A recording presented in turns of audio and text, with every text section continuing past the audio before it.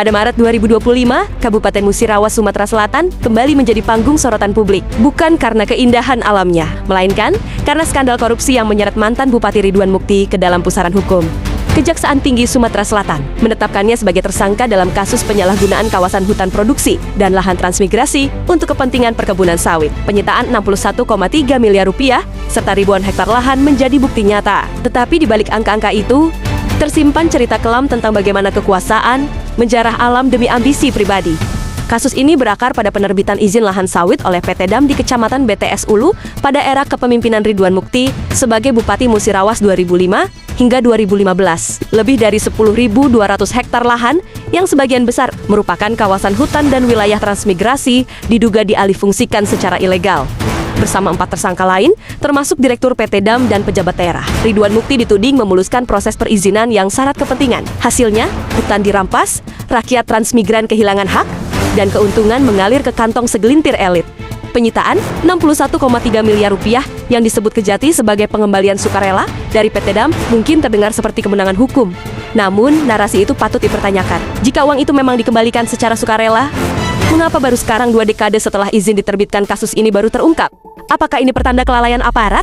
Atau bukti bahwa skandal ini sengaja disembunyikan hingga waktu yang tepat? Lebih jauh lagi, jumlah 61,3 miliar rupiah tampak remeh dibandingkan nilai ekonomi dari ribuan hektar sawit yang telah dieksploitasi selama bertahun-tahun. Kerugian negara, baik finansial maupun ekologis, jelas jauh melampaui angka yang disita.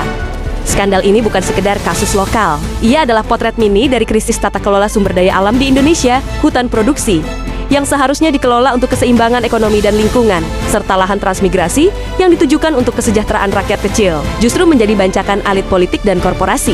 Ridwan Mukti, dengan kuasa yang ia pegang sebagai bupati, bukan penutup pintu korupsi, melainkan katalis yang membukanya lebar-lebar. Pola ini terdeteksi di berbagai daerah, dari konversi hutan di Kalimantan untuk tambang, hingga penggundulan di Papua demi sawit.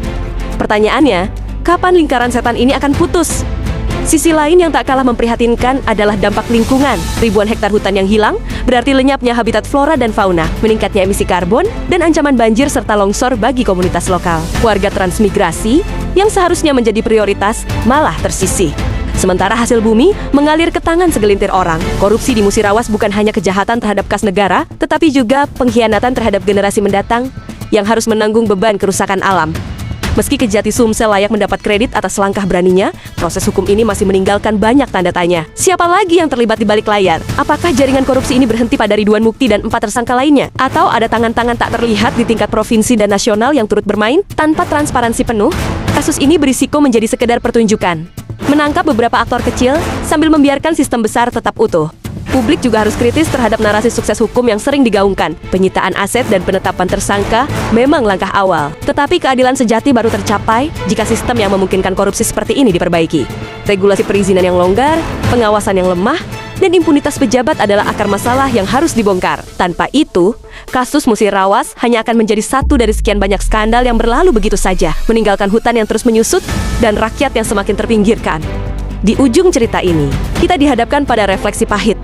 61,3 miliar rupiah mungkin kembali ke kas negara, tetapi hutan yang hilang tak akan pernah pulih sepenuhnya. Ridwan Mukti dan kawan-kawannya mungkin menghadapi hukuman, tetapi jika sistem tak berubah, akan ada Ridwan-Ridwan lain yang muncul di masa depan. Skandal Musirawas adalah panggilan untuk tidak hanya mengejar pelaku, tetapi juga membangun benteng yang lebih kuat melawan penjarahan alam. Keadilan sejati bukan hanya soal uang yang disita, tetapi tentang masa depan yang masih bisa diselamatkan, dan itu hingga kini masih jauh dari jangkauan.